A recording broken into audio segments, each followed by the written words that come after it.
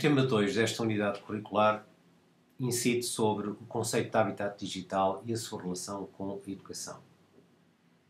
E vamos, em primeiro lugar, olhar o conceito de habitat de uma forma geral, para depois, posteriormente, o especificarmos na ideia de habitat digital. Nós entendemos habitat como um espaço de ação com características específicas que permitem a uma dada espécie ou uma comunidade sobreviver e desenvolver-se. Portanto, este conceito de habitat que está a ser colocado é o conceito genérico, digamos, geral, do que nós chamamos vulgarmente de habitat. Presume-se, portanto, aqui a existência de uma relação dialética entre o ambiente e a espécie, mas é importante notar que não estamos a considerar que o habitat digital consiste no contexto em que a espécie se desenvolve ou habita. Esta relação dialética presume que o contexto é influenciado pelos habitantes, pela espécie, e vice-versa, a espécie sofre aquilo que são os condicionalismos impostos pelo contexto ou pelo ambiente. É, portanto, fundamental entender esta relação dialética entre aquilo que são os habitantes, a espécie e o seu ambiente. Por outro lado, focamos-nos no caráter dinâmico do habitat e a especificidade que tem cada habitat de acordo com aquilo que é específico, evidentemente.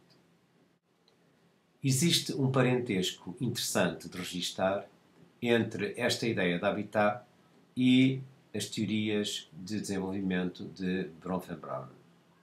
Nomeadamente no que diz respeito ao conceito de processo, que é focado com grande intensidade nestas teorias, ao papel da pessoa nesse processo de desenvolvimento, ao contexto e, importante, à dimensão tempo.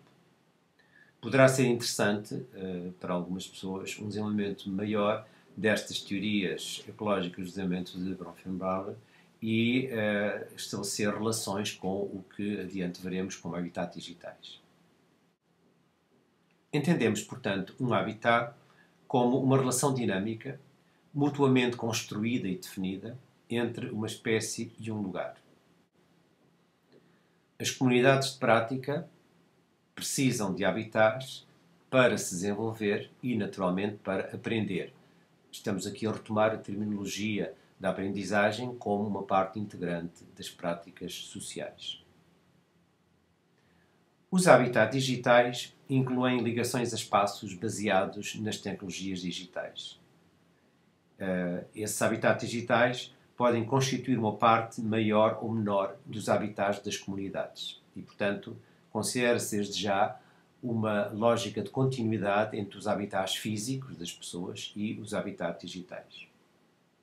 Convém, no entanto, notar que um habitat digital não é apenas uma configuração de tecnologias digitais. O habitat digital reflete essencialmente a aprendizagem da comunidade. Trata-se, portanto, de uma relação que é definida mutuamente e que depende da aprendizagem dessa mesma comunidade. Vamos olhar na perspectiva de Wenger para os elementos integrantes do espaço digital e podemos adotar 4 perspectivas. A perspectiva das ferramentas que suportam as atividades e, portanto, são ferramentas específicas da comunidade. A perspectiva das plataformas nas quais essas ferramentas são incorporadas e na forma em que são apresentadas. A perspectiva da habitabilidade do habitat digital, isto é, das particularidades que tornam as ferramentas e as plataformas utilizáveis e, portanto, suscetíveis de ser vividas e de desenvolver essa vida.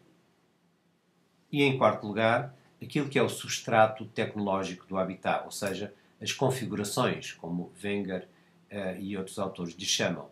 Trata-se da configuração de tecnologias digitais que sustentam o habitat e permitem que ele se desenvolva. Estas 4 perspectivas, relativamente àquilo que é o espaço digital, são um elemento muito importante porque constitui a base digital, se quiserem tecnológica, daquilo que é um habitat. Sugere-se, portanto, que seja olhado com atenção cada uma destas 4 perspectivas no texto, capítulo 4 da obra Habitats Digitais de Wenger e autores.